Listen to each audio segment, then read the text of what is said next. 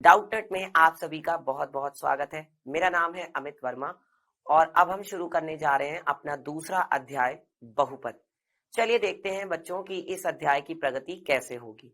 तो बेटा इस अध्याय में जो हमें सबसे पहले पढ़ना है वो क्या है, एक चर वाले बहुपद क्या होते हैं, उसके बाद बहुपद से संबंध शब्दावली क्या है, उसके बाद अगला है बहुपदों के प्रकार, कौन कौन से बहुपद होते हैं, फिर अगला है बहुपद के शून्यक, फिर अगला है बच्चों नेक्स्ट जो टॉपिक है हमारे पास शेषफल प्रमेय, इसके बाद अगला टॉपिक है हमारे पास बहुपदों का गुणनखंडन और इसके बाद है बीजीय सर्व समीकरण। ये सारे टॉपिक हमें क्रम अनुसार पढ़ने हैं। चलिए अब देखते हैं कि भाई आज की क्लास में हम लोग क्या सीखने जा रहे हैं। तो बेटा आज की क्लास में हम सीखेंगे बहुपद क्या होता है, बहुपद से संबंध शब्दावली क्या क्या है और बहुपदों के प्रकार यानी कि कौन कौन से बहुपद होते हैं। ठीक है, तो सबसे पहले अगर बात की जाए और जो एनसीईआरटी प्रश्नावली है 2.1 उसका हल भी देखेंगे। सबसे पहले अगर मैं बात करूं कि बहुपद में जो हमारा पहला टॉपिक है वो क्या है बच्चों, बीजीय व्यंजक। क्या होता है बीजीय व्यंजक, कैसे बनता है बीजीय व्यंजक। तो बेटा देखो हमने क्लास 8th में भी पढ़ा है बीजीय व्यंजक और सर्व समीकरणों के बारे में पढ़ रखा है। तो वहां पर बीजीय व्यंजक कैसे बनता था बेटा, वहां पर जो बीजीय व्यंजक बनता था वो कैसे बनता था बताइए। जो बीजीय व्यंजक बनता था वो किस तरीके से बनता था, हाँ जी बीजीय व्यंजक किस तरीके से बनता था भाई, हमारे पास मान लीजिए कि क्या है, चर है और हमारे पास क्या है और हमारे पास अचर है। तो चर और अचर के मिलने से, चर और अचर के, मान लो कि हमारे पास x है और अचर है हमारे पास 5। अब मैं या तो इनकी क्या कर दूं, गुणा कर दूं या इन्हें जोड़ दूं या घटा दूं, तो उससे मुझे क्या मिलता है बीजीय व्यंजक। मान लो मैं इनकी गुणा करता हूं तो गुणा करने से मुझे कितना मिलेगा, 5x मिलेगा। तो 5x क्या होगा बेटा आपका, ये एक बीजीय व्यंजक होगा। या मान लीजिए कि मेरे पास क्या है, z है, z मेरा चर है। चर वो होता है जिसका मान बदलता रहता है परिस्थिति के अनुसार। ठीक है, इसीलिए हम चर को क्या कहते हैं, वेरिएबल कहते हैं। वेरिएबल चर को क्या कहते हैं बच्चों, वेरिएबल मतलब एक ऐसी चीज जो वेरी कर सकती है, जो बदल सकती है। और अचर वो होता है जो क्या होता है बच्चों, जो फिक्स होता है, जो बदलता नहीं है, उसे हम कहते हैं अचर यानी कि कांस्टेंट। ठीक है, अब मान लो z में से मैं क्या कर दूं, 5 घटा दूं, तो ये भी क्या होगा, z-5 क्या होगा बेटा, एक बीजीय व्यंजक होगा। तो बीजीय व्यंजक कब बनता है, जब चर और अचर को जोड़ा जाता है, गुणा की जाती है, घटाया जाता है। इसी तरीके से जैसे मान लीजिए हमारे पास है 3x प्लस के 2, तो 3x प्लस 2 भी क्या है, एक बीजीय व्यंजक है। ये कब मिला, जब हमने पहले x की गुणा करी 3 में, हमने पहले x की 3 में गुणा की और फिर जो हमें मिला, यहां से हमें क्या मिला, 3x मिला। फिर इस 3x में हमने क्या कर दिया, फिर इस 3x में हमने 2 को जोड़ दिया, तो इससे हमें बीजीय व्यंजक मिल गया। ठीक है, समझ में आ रहा है सबको, यहां तक सबको समझ में आ रहा है। चलिए इसके बाद बात करते हैं बच्चों नेक्स्ट जो है कि बहुपद क्या है। बेटा बहुपद में क्या होता है कि एक जो बीजीय व्यंजक होता है, बीजीय व्यंजक की घात बच्चों परिमेय संख्या होती है, जबकि बहुपद की जो घात होती है बच्चों वो हमेशा एक पूर्ण संख्या होती है। बहुपद की घात क्या होती है, पूर्ण संख्या। एक ऐसा बीजीय व्यंजक जिसकी घात कैसी होगी, पूर्ण संख्या होगी, उसको हम बहुपद कहेंगे। ठीक है, उसको हम क्या कहेंगे बच्चों, बहुपद। बहुपद में क्या होता है, बहुत सारे पद होते हैं। ठीक है, इस बहुपद को आप ऐसे नहीं समझ सकते कि जैसे कि बहू का मतलब जो है सीरियल में जो बहुएं होती हैं उससे मत समझ लेना इसका मतलब। ठीक है, तो बहुपद का मतलब है बच्चों जिसमें बहुत सारे क्या हो, पद हो। ठीक है, बहुपद। तो बहुपद का मतलब ये नहीं है कि जिसमें बहुत सारे पद हो, बहुपद का मतलब ये है कि जिसमें क्या हो बच्चों, बताइए। बहुपद का मतलब ये नहीं है कि जिसमें बहुत सारे, हाँ जी, तो क्या होगा यहाँ पे, बहुपद का मतलब है जिसमें बहुत सारे क्या हो, पद हो। बहुत सारे क्या हो, पद हो, उसे हम बहुपद कहेंगे। ठीक है, अब देखिए जैसे हमारे पास क्या है, कोई बीजीय व्यंजक है। अब कोई बीजीय व्यंजक है, मान लीजिए x² प्लस के 4x प्लस के 4। तो इस बीजीय व्यंजक में बच्चों देखो कई सारे पद हैं। अच्छा, पद कैसे पहचाने जाते हैं, देखो ये एक ये पद हो गया, एक ये हो गया और एक ये हो गया। तो कई सारे पद हैं। पद का मतलब होता है बच्चों टुकड़े, या जिसे आप क्या कह सकते हो, हिस्से भी कह सकते हो, टुकड़े या फिर हिस्से, जिसमें क्या हो, बहुत सारे टुकड़े हो या बहुत सारे हिस्से हो, उसे हम क्या कहते हैं, पद कहते हैं। ठीक है, तो बहुपद क्या होता है, एक ऐसा बीजीय व्यंजक जिसकी घात, जिसमें चर की घात क्या होती है, पूर्ण संख्या होती है, वो बहुपद कहलाता है। ठीक है, अब बहुपद का अगर व्यापक रूप की बात की जाए तो बहुपद का जो व्यापक रूप होता है, अगर मैं n घात के बहुपद की बात करूं, एक ऐसा बहुपद जिसकी घात कितनी है, n है, तो वो क्या होता है, an x की घात n प्लस an माइनस एक x की घात n माइनस एक, इस तरीके से ये चलता जाता है। ठीक है, इस तरीके से क्या होता है, चलता जाता है, ये इसका व्यापक रूप होता है px का मतलब है कि x में एक बहुपद है, x में क्या है, एक बहुपद है, तो an x की घात n plus an minus one x की घात n माइनस वन, और इसमें क्या होता है a0 x की घात 0, है ना, इस तरीके से ये पूरा चलता जाता है। ठीक है, तो ये इसका व्यापक रूप होता है। अब आगे बढ़ा जाए और बात की जाए बहुपद से संबद्ध शब्दावली की। बहुपद से संबंधित शब्दावली कौन कौन सी है, तो बेटा बहुपद से संबंधित शब्दावली में हमारे पास आता है क्या, एक तो आता है बच्चों की पद क्या होता है सबसे पहला, फिर क्या आता है, गुणांक आता है, पद क्या होता है, गुणांक क्या होता है, और फिर आता है बच्चों घात। ये तीन चीजें आती हैं कि पद क्या होता है, गुणांक क्या होता है, और घात क्या होती है। तो पद का मतलब तो होता है बच्चों टुकड़े या फिर हिस्से। ठीक है, पद का मतलब क्या होता है, पद का मतलब होता है या तो टुकड़े कह लीजिए या हिस्से कह लीजिए। जैसे मान लीजिए हमारे पास कोई बहुपद है 3x की घात 3 माइनस 4x की घात 2 प्लस 5x और माइनस का 6।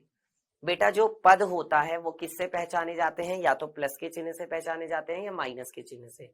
हमेशा जो पद पहचाने जाते हैं वो प्लस या फिर माइनस के चिन्ह से पहचाने जाते हैं, ये आपको ध्यान रखना है।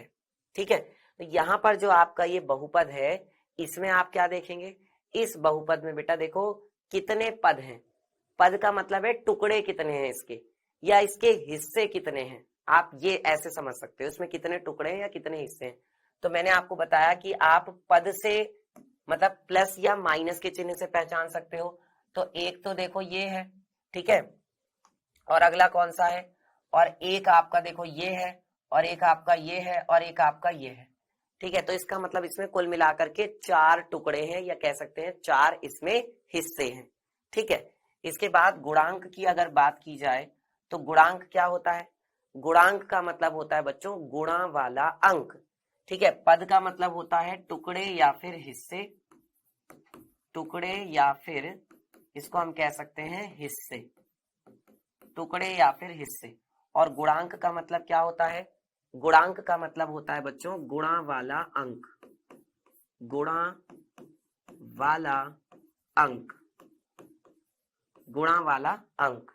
जैसे मान लीजिए कि अगर मैं इसी बहुपद में बात करूं कि इसी बहुपद में x की घात 3 का गुणांक क्या होगा, अगर मैं इसी में बात करता हूं x की घात 3 का गुणांक क्या होगा, बताइए यहां पर x की घात 3 का गुणांक क्या होगा। तो बच्चों इसमें आप ध्यान से देखिए कि x की घात 3 में किससे गुणा हो रही है, तो आप पाएंगे कि भाई x की घात 3 में तो 3 से गुणा हो रही है कि नहीं, x की घात 3 जो है उसमें तो 3 से गुणा हो रही है। तो आप यहाँ पे कहेंगे कि x की घात 3 का गुणांक कौन हो गया, 3 हो गया, क्योंकि x की घात 3 में 3 से गुणा हो रही है। अच्छा, अगर मैं ये कहता हूं कि भाई एक्स स्क्वायर का गुणांक क्या है, इसी में ही अगर मैं आपसे पूछूं एक्स स्क्वायर का गुणांक क्या है, तो आप कहेंगे कि सर एक्स स्क्वायर में -4 से गुणा हो रही है। अब वहां पे +4 से नहीं, क्योंकि माइनस भी है, माइनस देखो प्लस को तो हमें लिखने की जरूरत होती ही नहीं है, प्लस को लिखो या मत लिखो सबको पता रहता है कि भाई आप जहां पे कुछ नहीं है वहां पे प्लस है। ठीक है, तो लेकिन माइनस को तो लिखने की जरूरत तो रहती है। अब आपने देखा कि भाई ये जो माइनस का 4x² है, इसको आप क्या लिख सकते हो, माइनस के 4 और गुणा में क्या x², माइनस जो 4x² है इसको आप क्या लिख सकते हो, -4 और गुणा में x²। तो आपने यहां पर क्या देखा, आपने यहां पर ये देखा कि ये जो माइनस का 4 है इसकी गुणा किससे हो रही है, एक्स स्क्वायर से। तो एक्स स्क्वायर का गुणांक क्या होगा, एक्स स्क्वायर का गुणांक होगा माइनस के 4। एक्स स्क्वायर का गुणांक क्या होगा, माइनस के 4 होगा।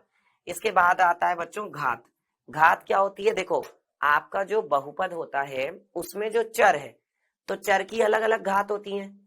तो जो चर की सबसे बड़ी घात होती है वही हमारे बहुपद की घात होती है। ठीक है, चर की सबसे बड़ी घात, चर की सबसे बड़ी घात ही क्या होती है बच्चों, बहुपद की घात होती है। आप जैसे यहां पर देख पा रहे हैं, इस बहुपद में अगर मैं अलग अलग जगह चर की घात देखूं तो कहां पर क्या घात है, जरा देखो तो, देखकर मुझे बताओ कि कहां पर क्या घात है। यस, देखिए जरा और मुझे देखकर बताइए। तो आप पाएंगे कि भाई एक जगह तो घात कितनी है, 3 है, एक जगह घात कितनी है, 2 है, और जहां पर कोई नहीं है वहां पर कौन होगा, 1 होगा। यहाँ पर कोई भी घात नहीं थी, मतलब एक घात थी। अब मैं आपसे ये पूछूं कि इन तीनों में सबसे बड़ी घात कौन सी है, तो आप कहेंगे कि इन तीनों में तो सबसे बड़ी घात 3 है। इसका मतलब बहुपद की घात यहाँ पर क्या हो जाएगी, 3 हो जाएगी। इस बहुपद के लिए इस बहुपद की घात क्या हो जाएगी, 3 हो जाएगी, क्योंकि चर की सबसे बड़ी घात कौन है, 3 है। ठीक है, तो जो चर की सबसे बड़ी घात होती है वही बहुपद की घात होती है। अगर इसकी बात की जाए तो ये 3 घात का बहुपद है। कितनी घात का बहुपद है ये, 3 घात का बहुपद है। तो ये है बहुपद से संबद्ध शब्दावली। अब आगे बढ़ते हैं बच्चों, इसके बाद आगे बढ़ा जाए, चलिए आगे बढ़ते हैं और इसके बाद बात करते हैं बहुपदों के प्रकार की। तो बच्चों बहुपदों को 2 तरीके से बांटा गया है, एक पदों की संख्या के आधार पर और दूसरा किसके आधार पर बांटा गया है, घात के आधार पर। ठीक है, 2 तरीके से बांटा गया है। पहला है बच्चों पदों के आधार पर, पदों के आधार पर, पदों के आधार पर, और दूसरा क्या है, दूसरा है बच्चों घात के आधार पर। दूसरा है आपका घात के आधार पर। पहला है पदों के आधार पर और दूसरा है घात के आधार पर। तो कैसे बांटेंगे भाई, बताओ जरा, कैसे इसको बांटा गया है, जरा ध्यान दो। पदों के आधार पर जो आपका पहला जो बहुपद है उसको हम कहते हैं एक पदी, उसको हम क्या कहते हैं, एक पदी। ठीक है, फिर दूसरा जो है उसको हम क्या कहते हैं, दूसरे को हम कहते हैं बच्चों द्विपदी, दूसरे को हम क्या कहते हैं, द्विपदी। और जो तीसरा है उसको हम क्या कहते हैं, तीसरे को हम कहते हैं बच्चों त्रिपदी। पहला हो गया आपका एक पदी, दूसरा हो गया आपका द्विपदी, तीसरा हो गया आपका त्रिपदी। ठीक है, और घात के आधार पर पहला कौन सा होता है, घात के आधार पर पहला जो है वो है आपका रैखिक बहुपद, रैखिक। फिर दूसरा कौन सा है, दूसरा है बच्चों आपका द्विघात, द्विघात। और तीसरा कौन सा है, तीसरा जो है बच्चों आपका वो है त्रिघात। ठीक है, इसमें तो खैर नाम से ही पता चल जाता है कि किसमें क्या बात होगी। ठीक है, अब मैं आपको शॉर्ट में बता देता हूं बच्चों, ध्यान से देख लो। देखो पदों के आधार पर एक पदी का मतलब है जिसमें केवल एक पद होगा। ठीक है, जिसमें कितना पद होगा, केवल और केवल एक पद होगा, उसे हम एक पदी कहेंगे। ठीक है, द्विपदी का मतलब है, देखो द्वि का मतलब होता है 2। ठीक है, तो जिसमें टोटल कुल मिलाकर के 2 पद होंगे उसे हम कहेंगे द्विपदी। ठीक है, और त्रिपदी, त्रि का मतलब होता है बच्चों 3, यानी कि एक ऐसा बहुपद जिसमें कितने पद होंगे, 3 पद होंगे कुल मिलाकर के, उसे हम त्रिपदी कहेंगे। ठीक है, इनके मैं एग्जाम्पल दे देता हूं। एक पदी का जैसे एग्जाम्पल है 3x, ये एक पदी है क्योंकि इसमें केवल एक पद है। द्विपदी क्या होगा बेटा, द्विपदी का मतलब है जैसे कि x² माइनस के 5, ये क्या है, ये द्विपदी है। और भी एग्जाम्पल हो सकता है, जैसे आपका है 3y माइनस के 4, ये भी क्या है, ये भी आपका द्विपदी है, क्योंकि इसमें 2 पद हैं, 2 टुकड़े हैं। आप देखो ना इसमें क्या है बच्चों, 2 पद हैं, 2 टुकड़े हैं, एक ये है, एक ये है, एक ये है और एक ये है। ठीक है, त्रिपदी का मतलब है जिसमें तीन तीन पद हैं या तीन तीन टुकड़े हैं। जैसे मान लीजिए 3x² प्लस के 4x प्लस का 1, ये क्या है बच्चों? ये त्रिपदी है। क्यों? क्योंकि इसमें तीन पद हैं।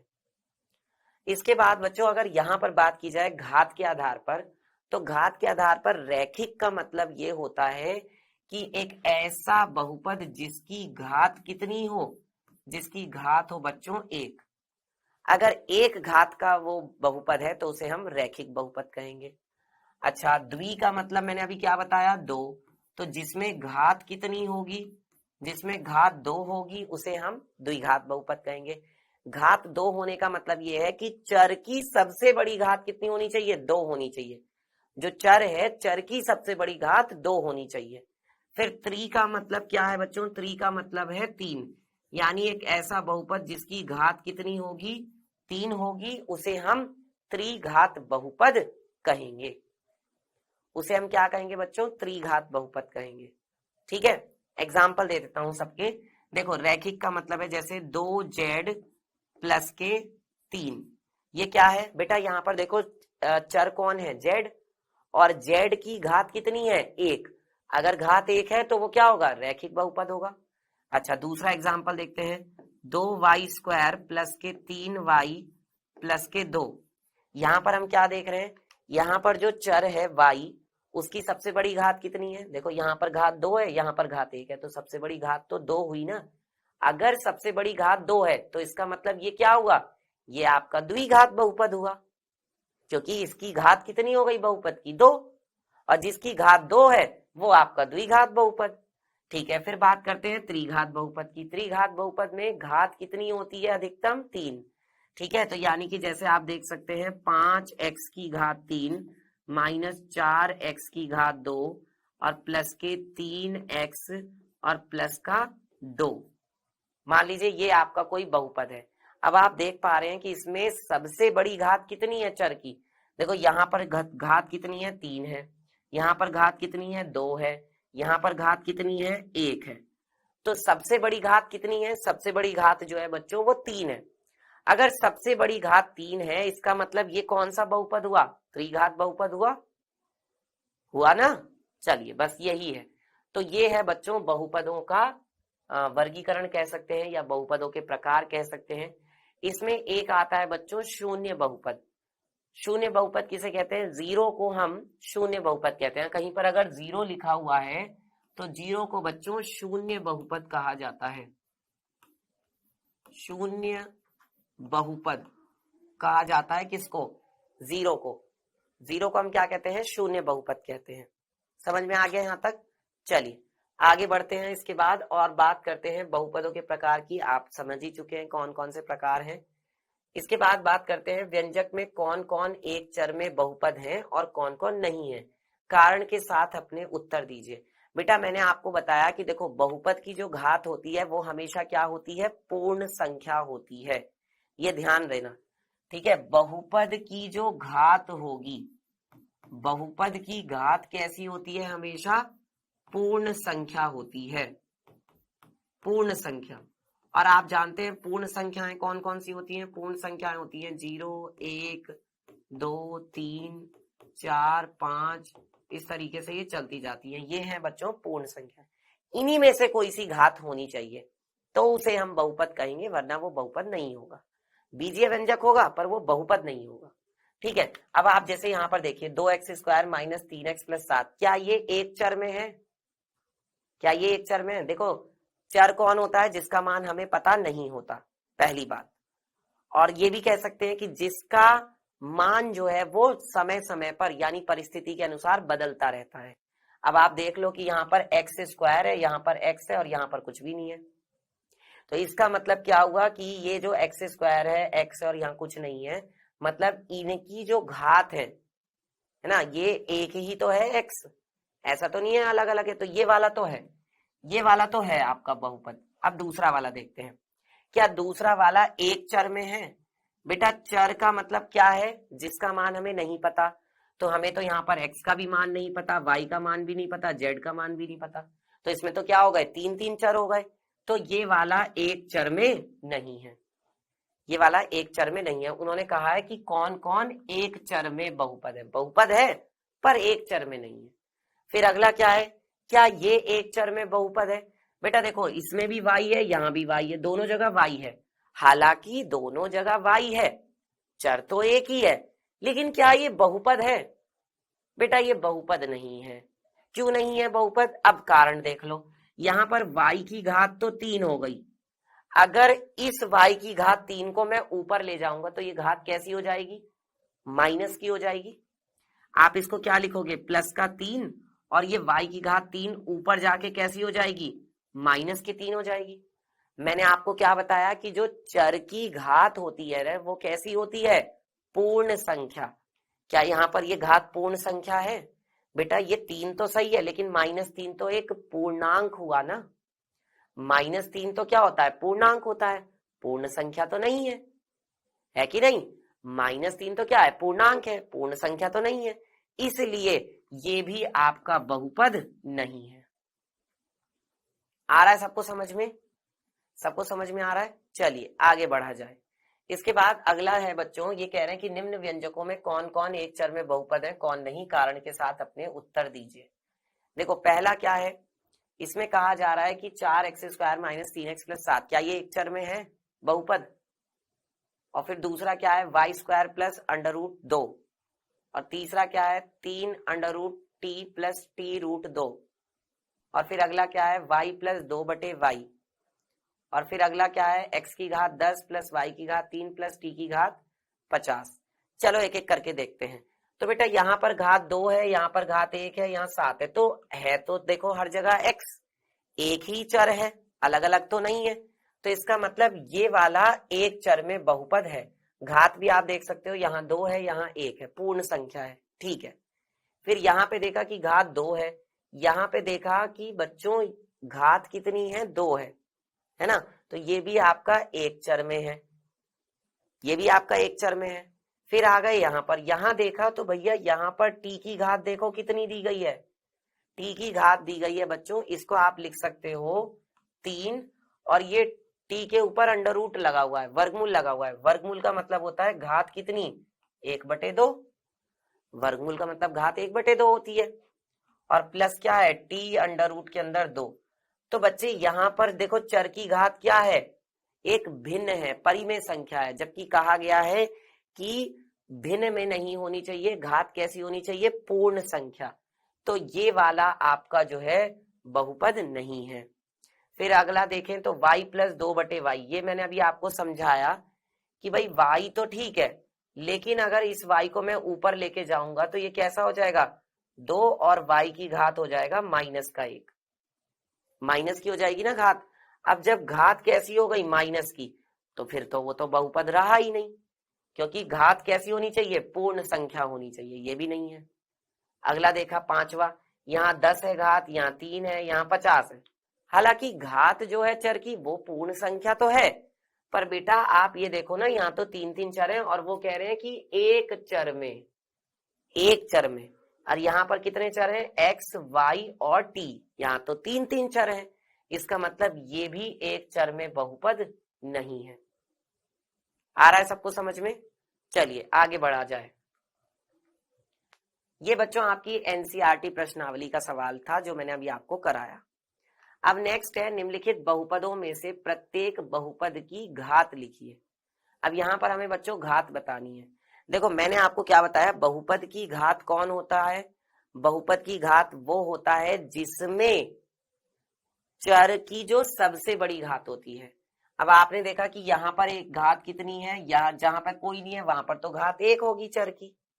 यहाँ पे x पे कोई नहीं लिखा हुआ था, तो मतलब यहाँ पर x की घात 1 है, यहाँ पर x की घात 2 है, और यहाँ पर x की घात 3 है। 1, 2, 3 में सबसे बड़ा कौन है? 3। तो जो सबसे बड़ा है वही आपके बहुपद की घात होगी। इसका मतलब यहां से तो घात कितनी आ जाएगी? यहां से आपके पास घात आ जाएगी 3। और अगर घात 3 है तो वो कैसा बहुपद होगा? त्रिघात बहुपद होगा। घात के आधार पर बहुपदों का वर्गीकरण किया ना, तो जिसमें 3 घात होगी वो तो आपका क्या होगा? त्रिघात बहुपद। चलिए ठीक है, अगला देखते हैं। यहां पर क्या होगा? 4 - का y²। बेटा 4 के साथ तो y है ही नहीं, केवल एक जगह y है, और y की घात आपको यहाँ पर कितनी दिखाई दे रही है, y की घात आपको 2 दिख रही है। तो इसका मतलब चर की जो सबसे बड़ी घात है वो कितनी हुई, 2 हुई। चर की सबसे बड़ी घात कितनी हुई, 2। तो यहां से आपकी घात कितनी आ गई, यहां से आपकी घात आ गई 2, और जिसकी घात 2 है वो तो क्या होगा, द्विघात बहुपद होगा, होगा कि नहीं। जिसकी घात 2 है वो तो क्या होगा, द्विघात बहुपद होगा। ठीक है, अगला देखते हैं भाई। अगला क्या है, 5t माइनस के √7। बेटा देखो √7 को तो खैर ठीक है जो भी है, t की घात देखो, क्योंकि आपका चर कौन है, आपका जो चर है वो तो t है। अच्छा t की घात कितनी है यहाँ पर अधिकतम, यहाँ पर जो t की सबसे बड़ी घात है बच्चों वो 1 है, और अगर घात जो है वो 1 है तो वो तो क्या हो जाएगा, आपका चर की अगर घात 1 है तो वो तो आपका रैखिक बहुपद होगा। हमें तो खैर केवल घात बतानी थी, यहाँ पर घात तो कितनी है, यहाँ पर घात तो बच्चों 1 है, और अगर घात 1 है तो ये आपका क्या होगा, ये आपका रैखिक बहुपद होगा। ये आपका क्या हो जाएगा बच्चों, रैखिक बहुपद हो जाएगा। ठीक है, आ रहा है सबको समझ में। चलिए अगला देखते हैं। अब देखो अगला है 3। बेटा 3 में क्या कोई चर है, क्या 3 में कोई चर है, कोई चर नहीं है। तो 3 में कोई चर नहीं है, इसका मतलब देखो इस 3 को आप लिख सकते हो 3 गुणा में, ध्यान दो 3 गुणा में आप क्या लिख सकते हो, कोई भी चर ले लो, मान लो x ले लो, तो इसको आप x की घात 0 लिख सकते हो। क्यों, क्योंकि x की घात 0 का मान तो कितना होगा, 1 होगा। किसी की भी घात अगर 0 होती है उसका मान 1 होता है। और 3 को मैं क्या लिख सकता हूं, 3 गुणा 1, क्योंकि 3 एकम कितना होता है, 3 होता है। तो यहां पर तो घात क्या हो गई बच्चों, 0 हो गई, 0 हो गई। बेसिकली ये जो है बेटा आपका, ये एक अचर बहुपद है, क्योंकि इसमें चर है ही नहीं, यहां पर कोई चर नहीं है, तो इसलिए ये इसको हम क्या कहते हैं, इसको हम अचर बहुपद कहते हैं।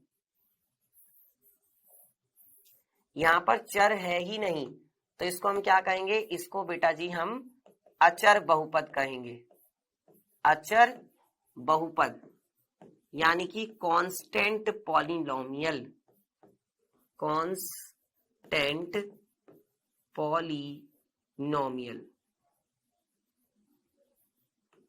कांस्टेंट पॉलिनोमियल, इसको हम क्या कहेंगे, अचर बहुपद, क्योंकि यहां पर चर नहीं है बेटा, केवल अचर संख्या है। ठीक है, समझ में आ रहा है सबको। ओके, आगे बढ़ा जाए, बताइए आगे बढ़ा जाए। ठीक है, आगे बढ़ते हैं बच्चों। अगला क्या है, निम्नलिखित में से प्रत्येक में एक्स स्क्वायर का गुणांक लिखिए। अब हमें यहाँ पर क्या बताना है, एक्स स्क्वायर का गुणांक बताना है। बेटा गुणांक क्या होता है, गुणांक होता है गुणा वाला अंक। गुणांक क्या होता है, गुणा वाला अंक। तो यहाँ पर क्या हो जाएगा, देखो एक्स स्क्वायर में देखो किससे गुणा हो रही है, इसी को आप लिख सकते हो 2 प्लस, बेटा एक्स स्क्वायर को क्या लिख सकते हो आप, 1 गुणा में एक्स का वर्ग। एक्स स्क्वायर को क्या लिख सकते हो, 1 गुणा एक्स स्क्वायर, ज्यादा ज्यादा यही तो लिख सकते हैं, और तो कुछ नहीं लिख सकते। और प्लस क्या है बच्चों, प्लस आप एक्स को आप क्या लिख सकते हो, एक्स को आप लिख सकते हो 1 गुणा में एक्स। एक्स को क्या लिख सकते हैं, 1 गुणा एक्स। अब जिस अंक से गुणा हो रही है वही आपका गुणांक है।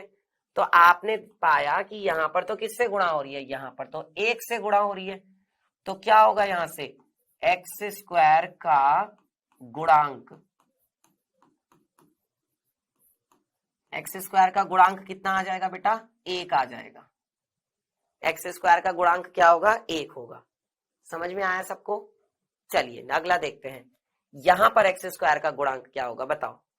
इसमें एक्स स्क्वायर का गुणांक क्या होगा, आपने देखा कि देखो इसको आप कैसे लिख सकते हो, 2, और ये जो माइनस का चिन्ह है, माइनस के चिन्ह को आप कैसे लिख सकते हो बेटा, प्लस लगा करके माइनस का 1 गुणा में एक्स स्क्वायर लिख सकते हो।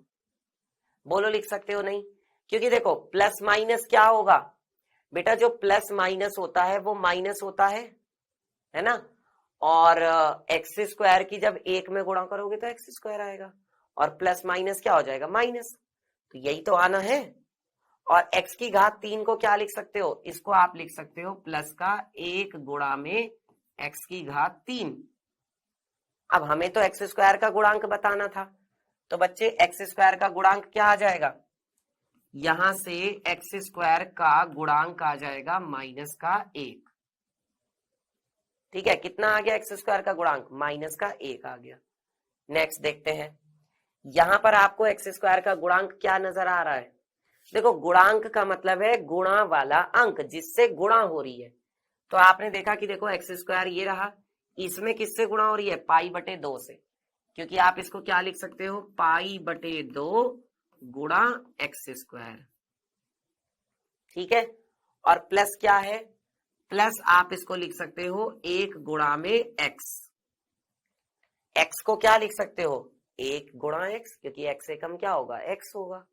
अब आपने देखा एक्स स्क्वायर में किससे गुणा हो रही है, पाई बटे 2 से, तो इसका मतलब यहां से हम कह सकते हैं कि जो एक्स स्क्वायर का गुणांक होगा, एक्स स्क्वायर का गुणांक क्या हो जाएगा, पाई बटे 2 आ जाएगा। एक्स स्क्वायर का गुणांक क्या आ गया बच्चों, पाई बटे में 2। आ रहा है समझ में, सबको आ रहा है समझ में। चलिए आगे बढ़ते हैं, अगला क्या है बच्चों, √2 गुणा एक्स माइनस का 1।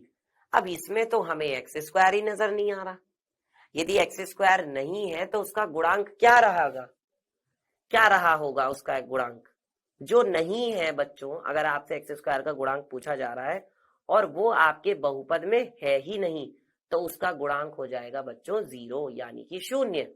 यहां पर क्या हो जाएगा, देखो इसको अच्छा आप लिख कैसे सकते हो, देखो √2x ये तो है ही है, -1 को क्या लिख सकते हो, माइनस का 1 भी चलो ठीक है। इसको आप ऐसे लिख सकते हो बच्चों, देखो यहां पर मैं लिख सकता हूं 0 प्लस √2x और माइनस का 1। अगर मैं 0 को √2x में जोड़ूंगा तो भी क्या आएगा, √2x ही तो आएगा। तो √2x माइनस 1 को मैं ये भी लिख सकता हूं 0 प्लस √2x माइनस 1, क्योंकि 0 जोड़ने से कोई फर्क थोड़ी ना पड़ेगा।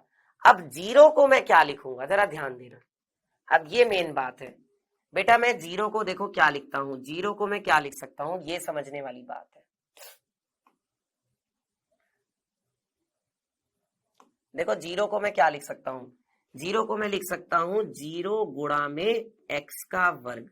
क्या नहीं लिख सकता, बताना जरा, क्या मैं 0 को 0 गुणा एक्स स्क्वायर नहीं लिख सकता, बिल्कुल लिख सकता हूं, क्योंकि 0 की तो किसी भी संख्या से गुणा करो, किसी से भी गुणा करो 0 की, आता क्या है, 0 ही तो आता है। आपको क्या मिलेगा, 0 ही तो मिलेगा, चाहे आप किसी से भी गुणा करो। तो अगर मैं 0 की एक्स स्क्वायर से गुणा करूंगा मुझे 0 मिलेगा। और प्लस क्या है, √2 गुणा में क्या, x और माइनस क्या 1। हमने तो ये देखा कि भाई यहां पर एक्स स्क्वायर से किससे गुणा हो रही है, देखो एक्स स्क्वायर वाला पद तो था ही नहीं, एक्स स्क्वायर वाला पद तो था ही नहीं, तो जो नहीं है उसका गुणांक क्या रहा होगा, 0 रहा होगा, इसीलिए तो वो नहीं है। तो एक्स स्क्वायर का गुणांक क्या है, 0 यानी कि 0, क्योंकि एक्स स्क्वायर है ही नहीं यहाँ पे, यहाँ पर बच्चों एक्स स्क्वायर है ही नहीं। तो अगर एक्स स्क्वायर नहीं है तो उसका गुणांक क्या रहेगा, बताओ, एक्स स्क्वायर का गुणांक, एक्स स्क्वायर का गुणांक हो जाएगा 0 यानी कि 0। समझ में आ रहा है सबको, यहां तक सबको सारी चीजें समझ में आ गई, कोई डाउट किसी बच्चे को, ठीक है। चलो आगे बढ़ते हैं, अब अगला सवाल क्या है बच्चों, ध्यान से समझते हैं। इसमें क्या कहा जा रहा है कि निम्नलिखित में बहुपदों में कौन बहुपद रैखिक है, कौन कौन द्विघाती है और कौन कौन त्रिघाती है, ये हमें बताना है। तो जिसकी घात 1 होगी वो रैखिक होगा, जिसकी घात 2 होगी वो द्विघाती होगा, जिसकी घात 3 होगी वो त्रिघाती होगा। तो देखो एक्स स्क्वायर प्लस एक्स, इसमें घात कितनी है बच्चों, बताना जरा। यहाँ पर जो अधिकतम घात है वो तो 2 है, अधिकतम घात कितनी है, 2, तो ये आपका क्या हो जाएगा, यहाँ पर जब घात 2 है तो इसका मतलब ये कैसा बहुपद है, ये द्विघाती हो जाएगा, ये द्विघाती बहुपद है। ठीक है, अगला देखते हैं, x माइनस का x की घात 3। बेटा यहाँ पर x की घात कितना है, 1 है, और यहाँ पर x की घात कितना है, 3 है। एक जगह 1, एक जगह 3, बड़ी घात कौन सी है, 3। तो जो बड़ी घात है वही हमारे बहुपद की घात है। इसका मतलब इस बहुपद की घात कितनी होगी, 3 होगी। अब जब इस बहुपद की घात 3 है तो बेटा ये कैसा बहुपद होगा, ये आपका त्रिघाती बहुपद होगा। ये आपका बहुपद कैसा होगा, त्रिघाती। चलिए अगला देखते हैं, y plus y square plus 4। बेटा इसमें क्या होगा, कौन सा बहुपद कहलाएगा ये। देखो यहाँ पर घात कितनी है, यहाँ पर y की घात है 1, और यहाँ पर y की घात कितनी है, यहाँ पर y की घात है बच्चों 2। एक जगह 1, एक जगह 2। तो जब ऐसा है इसका मतलब बड़ी घात कितनी है, 2 ही तो है। तो जो बड़ी घात होती है वही बहुपद की घात होती है। अगर घात 2 है तो बहुपद कैसा हो गया, द्विघाती हो गया। अगर घात 2 है तो बहुपद कैसा होगा, द्विघाती होगा। ठीक है, नेक्स्ट देखते हैं, 1 प्लस एक्स। बेटा यहाँ पर बहुपद की घात क्या नजर आ रही है, देखो जो चर की सबसे बड़ी घात है, चर की सबसे बड़ी घात कितनी है, 1, क्योंकि x के ऊपर तो कुछ भी नहीं लिखा। जिसका कोई नहीं होता उसका कौन होता है, ऊपर वाला। और भगवान कितने हैं, 1 ही तो है भाई, जिसका कोई नहीं होता उसका भगवान होता है। और भगवान कितने हैं, 1। तो यहाँ पर x के ऊपर कुछ भी नहीं था, यानी कि 1। और अगर घात 1 है तो ये कैसा बहुपद होगा, ये आपका बच्चों रैखिक बहुपद है। ये आपका कैसा बहुपद है, रैखिक बहुपद है। चलिए अगला बताइए, 3t। 3t में आपको क्या नजर आ रहा है, ये कैसा बहुपद हो सकता है। यहाँ पर घात कितनी नजर आ रही है आपको, चर की, जिसका कोई नहीं है उसका कौन है, ऊपर वाला। और ऊपर वाला कितना है, 1 ही तो है। ऊपर वाले का मतलब है भगवान, ईश्वर, है ना। तो यहाँ पर देखो कोई नहीं है, टी के साथ कुछ नहीं लिखा, इसका मतलब क्या होगा, 1 होगा। अगर घात 1 है तो वो आपका कौन सा बहुपद होगा, फिर से ये आपका रैखिक बहुपद है। ये भी क्या है, ये भी रैखिक बहुपद है। नेक्स्ट देखिए, r का वर्ग। बेटा यहाँ पर घात कितनी है, यहाँ पर जो घात है बच्चों वो कितनी है, 2 है। और अगर घात 2 है तो वो कैसा बहुपद होगा, वो आपका द्विघाती बहुपद होगा। ये भी क्या है, ये भी द्विघाती, क्योंकि यहाँ पर घात 2 है। ठीक है, अगला क्या है, 7x की घात 3। तो इसमें क्या होगा, यहाँ पर हम देख पा रहे हैं कि घात कितनी है, अधिकतम। अधिकतम जो घात है वो है 3। 3 का मतलब त्रि, और त्रि का मतलब त्रिघात बहुपद। तो ये आपका हो जाएगा त्रिघाती बहुपद। ये आपका त्रिघाती हो जाएगा। सारे समझ में आ गए, कोई ऐसा जो नहीं आया हो समझ में, सारे के सारे समझ में आ गए। ठीक है, चलो और अब हम लोग करते हैं बच्चों क्विज। आज के लिए इतना बहुत है, ठीक है, बाकी हम लोग पढ़ेंगे अब अगली क्लास में। तो चलिए देखते हैं कि भाई क्विज का फर्स्ट क्वेश्चन क्या है। ये रहा बच्चों क्विज का फर्स्ट क्वेश्चन। इसमें क्या कहा जा रहा है, निम्न में से कौन बहुपद नहीं है। अब आपको पहचानना है कि इनमें से कौन जो है वो बहुपद नहीं है। बहुपद कब नहीं होगा, जबकि उसकी घात पूर्ण संख्या ना हो। घात क्या होनी चाहिए, पूर्ण संख्या होनी चाहिए। अगर घात पूर्ण संख्या नहीं है तो वो बहुपद नहीं होगा।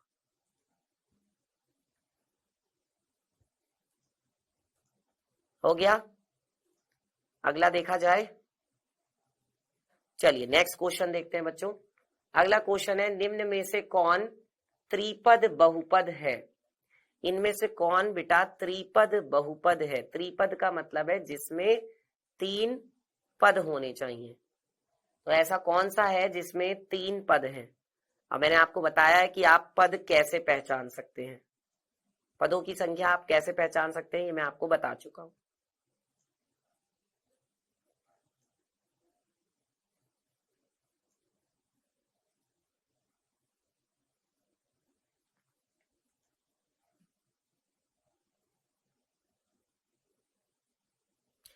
चलिए डिस्कस कर लेते हैं बच्चों। देखो फर्स्ट क्वेश्चन क्या था, पहला सवाल था कि निम्न में से कौन बहुपद ही नहीं है। तो बेटा देखो यहाँ पर हमने देखा कि ये घात 2 है, यहाँ पर घात 1 है, तो ये तो आपका बहुपद है, ये तो है बहुपद। ठीक है, एक्स स्क्वायर प्लस 4x, यहाँ घात 2 है, यहाँ घात 1 है, ये भी आपका बहुपद है। ठीक है, यहाँ देखा कि यहाँ पर देखो वर्गमूल के अंदर x, वर्गमूल के अंदर x का मतलब क्या है कि x की घात कितनी, 1/2। बेटा ये जो घात है 1/2, ये पूर्ण संख्या तो नहीं है, ये तो पूर्ण संख्या नहीं है, इसका मतलब यही है जो बहुपद नहीं है, ये सी ऑप्शन ही है जो बहुपद नहीं है। और ये देखो x + 4, यहाँ पर x की घात कितनी है, 1, वो तो पूर्ण संख्या है, मतलब ये भी आपका बहुपद है। तो सही विकल्प कौन सा होगा आपका, बताना जरा, सही विकल्प आपका कौन सा होगा बच्चों, बताओ देखकर।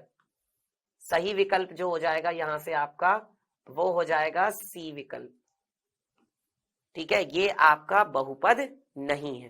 ठीक है, चलिए नेक्स्ट देखते हैं बच्चों, क्वेश्चन नंबर 2, इनमें से कौन त्रिपद बहुपद है। बेटा त्रिपद का मतलब होता है जिसमें 3 टुकड़े हों, यानी कि जिसमें 3 हिस्से हों, और वो टुकड़े और हिस्से कैसे पहचाने जाते हैं, या तो प्लस के चिन्ह से या माइनस के चिन्ह से। देखो यहाँ पर तो केवल एक ही प्लस का चिन्ह है, मतलब एक ये है एक ये है, इसमें तो 2 है। अच्छा यहाँ पर एक प्लस का चिन्ह ये है, एक प्लस का चिन्ह ये है, तो इसमें कितने हुए, 1 2 3 हुए, इसमें 3 टुकड़े हैं। यहाँ पर अगर देखें तो x की घात 3 है और यहाँ पर क्या है 5x है, इसमें भी तो केवल एक ही प्लस का चिन्ह है, तो इसमें भी कितने हैं, 2 हैं। इसका मतलब आपका बी ऑप्शन सही है, यही है जो आपका त्रिपद बहुपद है। आज के लिए प्यारे बच्चों इतना बहुत है। तो आज हमने क्या सीखा, आज हमने सीखा है तो बहुपद क्या होता है, ठीक है, बहुपद से जो संबद्ध शब्दावली है वो भी हमने सीखा, और हमने सीखा बहुपदों के प्रकार, और एक चीज और हमने सीखी है अपनी एनसीईआरटी प्रश्नावली का हल। ठीक है, और बच्चों आज का होमवर्क मैंने आपको ऐप पर दे दिया है, जाकर आप कर सकते हैं। अगली क्लास में हम बहुपद के शून्यक के बारे में पढ़ेंगे कि क्या होता है।